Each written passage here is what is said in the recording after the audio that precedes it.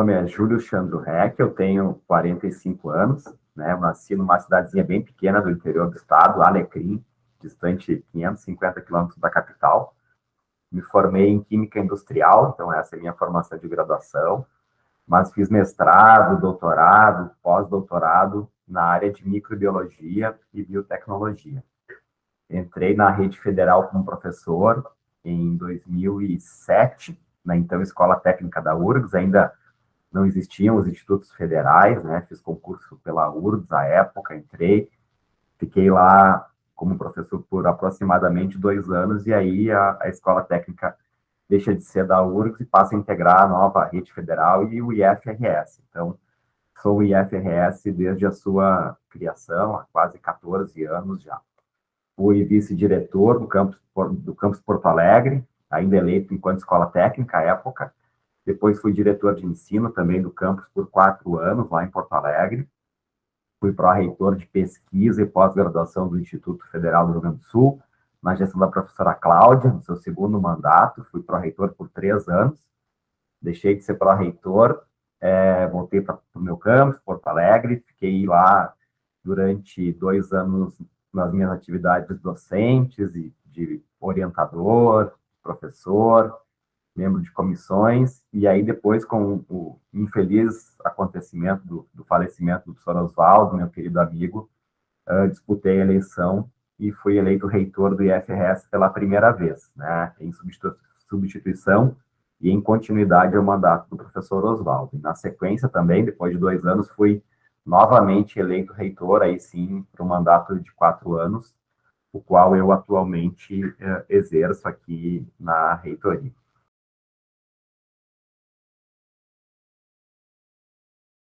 Na semana anterior, nós estávamos reunidos, o CONIF reunido em Brasília. No dia, salvo engano meu, 16 foi uma segunda, foi no dia 10, 11 e 12 de março. Terça, quarta e quinta-feira daquele ano, assim. E aí já se falava no assunto, né? A expressão Covid já era recorrente, na Europa já tinha bastante casos numerosos, enfim. E eu me lembro muito bem daquela semana do CONIF, foi muito tensa, assim, a gente conversava muito sobre isso, mas ninguém sabia exatamente o que seria. E me marcou muito a quinta-feira, que foi, deve ser dia 12, nós no aeroporto de Brasília para voltar para Porto Alegre, cada reitor voltando à sua casa, algumas pessoas de máscara no aeroporto, outras não, e a gente falando muito sobre isso, mas ninguém tinha interrompido nada ainda naquele 12 de março, assim, mas era um assunto recorrente. E na minha memória isso é muito, muito latente, assim, muito evidente aquele dia. Aqueles 3 dias em Brasília, na semana que antecedeu as paralisações efetivamente. E aí no dia 13, que foi uma sexta-feira, me lembro muito bem do dia também, eu ainda fui numa formatura no campus Restinga, naquela noite daquela sexta-feira. Salvo engano meu, era 13 mesmo. Acho que foi, né, Carol? Eu fui para Restinga, numa formatura, assim, me marcou muito, porque, obviamente, foi meu último momento presencial, pré-pandemia, mas eu já fui para lá no final da tarde, sabendo que a portaria estava pronta para suspender as atividades, né, a partir da segunda-feira, dia 16. E essa suspensão não foi colegiada, Marcelo, eu fiz uma portaria discricionária do reitor, assim, eu suspendi, claro, conversando com outros colegas reitores de outras instituições, vendo os movimentos do momento, mas foi um ato monocrático, eu diria, né? Depois, obviamente, as decisões passaram a ser feitas e não tinha nem como ser uma decisão colegiada naquele momento, né? E ainda nós tínhamos reunião de colégio de dirigentes marcada para o dia 16 e 17, e que aconteceu aqui na reitoria.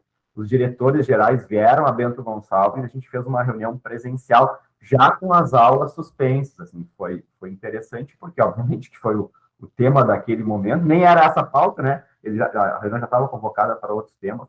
E aí, sim, naquele momento lá, o colégio de dirigentes tomou alguns encaminhamentos, algumas decisões, assim, para padronizar os encaminhamentos no IFRS. Mas é um período que eu acho que é bem importante esse registro, ali foram os momentos que antecederam, e aí também nós imaginávamos todos que aquilo duraria semanas, né? Dias, não sabíamos. Olha, acho que ninguém imaginava que seria mês que durasse aquilo, né? Era uma insegurança muito grande, mas muitas incertezas, muitas dúvidas. Então, isso eu posso dizer com grande convicção, ninguém imaginava que aquilo duraria mais que algumas semanas. Tanto que a nossa preocupação era o que faríamos ali naquela semana, na semana seguinte, mas jamais, e eu acho que ninguém imaginava que duraria o que acabou durando todo esse processo. Mas esses foram os movimentos que antecederam ali, o entorno daqueles dias de muita tensão, mas ao mesmo tempo que era tenso e era incerto, essa é a palavra, também se imaginava que seria curto, então não tinha. Acho que se a gente imaginasse que poderia durar o que durou, teria sido bem pior.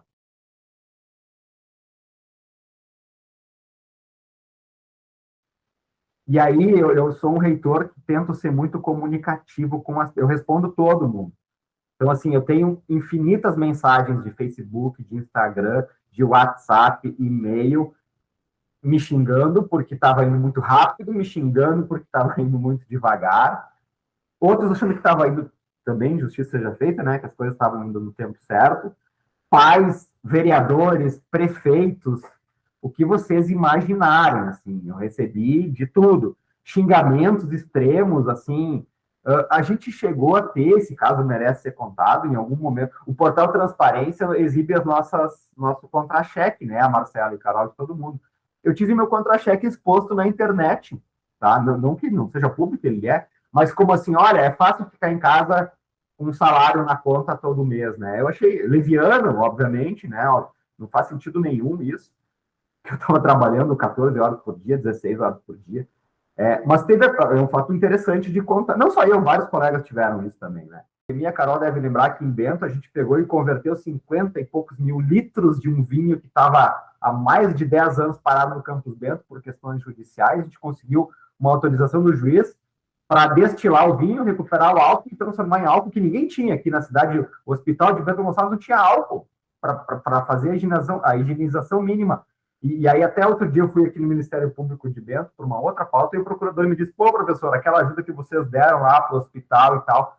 E resolvemos dois problemas. O vinho estava parado lá no Campus Bento há muitos anos, não tinha mais onde estocá-lo, mas a justiça não deixava que a gente se desfizesse dele, porque ele era alvo de um processo, e ajudamos a sociedade. Então, e aí começou a acontecer coisas assim em todos os nossos campos. O IFRS abriu as portas para entregar alimentação. A gente distribuiu mais de 15 mil kits comprados da agricultura familiar para os nossos estudantes em vulnerabilidade. Então, o nosso estudante ficou em casa com fome, em muitos casos, né? O nosso estudante tem mais dificuldades. A gente comprou da agricultura familiar, então percebe a roda girando literalmente, né?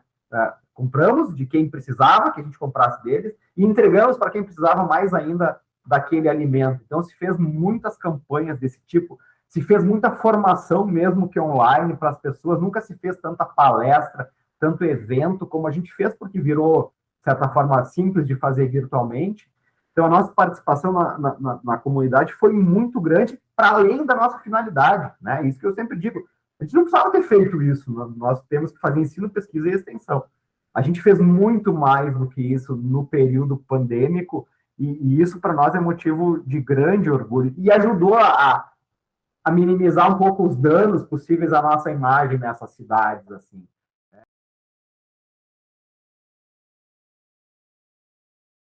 A gente perdeu, felizmente, né? Isso deve ser, claro que toda uma única vida já seria uma tragédia institucional, mas o número de pessoas que a gente perdeu do coletivo, da comunidade do IFRS, comparado no número, né, na estatística de perdas, ele foi pequeno, foi pequeno mesmo, assim.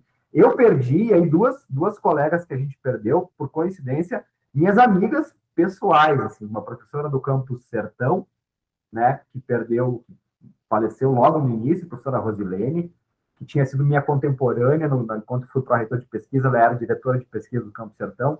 Uma outra amiga do Campus Restinga, a professora Mirella, assim, amigas mesmo, de conviver, de trocar WhatsApp, que faleceram no meio da pandemia e ainda antes da vacina, o que foi muito triste, muito trágico mesmo, assim.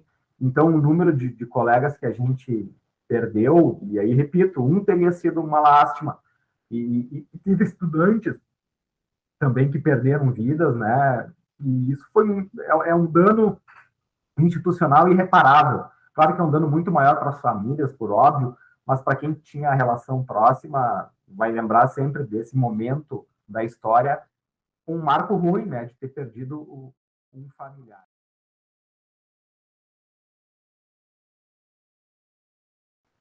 Para mim foi é um pouco paradoxal isso, né, assim, o que eu vou falar. A pior parte para mim de ser reitor, a pior parte de todas é ficar longe do convívio da minha família. Né? Eu sou do campus Porto Alegre, minha casa é em Porto Alegre, como já tem o professor Oswaldo, que era de Rio Grande, né? Um reitor pode, vai acontecer certamente em algum momento, não ser de Bento. Para mim é muito difícil ficar longe da minha família. Sair de Porto Alegre na segunda-feira, ficar em Bento, ter a rotina aqui, ficar sozinho aqui durante a semana, viajar e ficar longe da minha filha, da minha esposa, é bem difícil. Então, inevitavelmente, a pandemia, por mais paradoxal que pareça, me fez ficar perto delas. Eu acompanhei um período da minha filha que eu não teria acompanhado numa situação sem pandemia. Mas isso não é vantagem de forma alguma, né? Nada justifica isso. Mas a minha filha tinha 5 anos em março de 4 anos, em março de 2020, quando veio a pandemia, e eu pude ficar e acompanhar um período bem longo da vida dela em casa, literalmente convivendo intensamente, assim. Então, foi muito difícil adaptar as rotinas, né? Ser reitor em casa é difícil, muito difícil. E ela teve uma maturidade muito grande, assim, do que se espera de uma criança de 5 anos para entender isso. Até agora, semana passada, ela brincou comigo que eu saí de casa de terno e gravata e ela disse, olha, tu tá de terno e gravata hoje em todo o corpo, porque eu ficava, às vezes, só para cima, literalmente, camisa, gravata, e tava de bermuda, muitas vezes, de pantufa, de chinelo, e ela lembrou muito dessa cena, assim. O trabalho entrou na nossa casa. Então, essa foi uma parte que eu não posso deixar de achar interessante, mas também teve a parte ruim, bem dura, porque os horários se foram. Os horários de trabalho se foram, né? Eu estava trabalhando às 7 da manhã, respondendo mensagem, WhatsApp, e às 11 da noite, qualquer hora do dia, e almoçando e trabalhando. E eu espero que isso volte um dia a ser como era antes, né?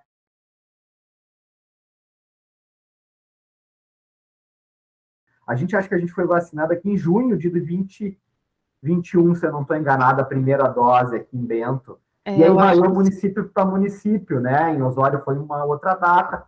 Mas aqui em Bento, eu me lembro, um dia marcante, a alegria da gente se encontrar na fila, lá na Fundapark, todo mundo na fila, Marcelo, assim, eu encontrando de novo as pessoas da reitoria para ser vacinado como prioritário aqui em Bento, assim, o prefeito foi bem atencioso, e vários outros foram, assim.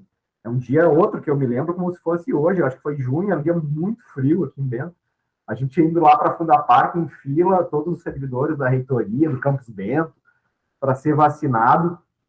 E eu me lembro que em Porto Alegre também ia ter, eu fiz questão de vir a Bento só para vacina, porque eu queria estar com o meu povo aqui da reitoria, eu queria, precisava vê-los, assim, depois de um ano e pouco de pandemia.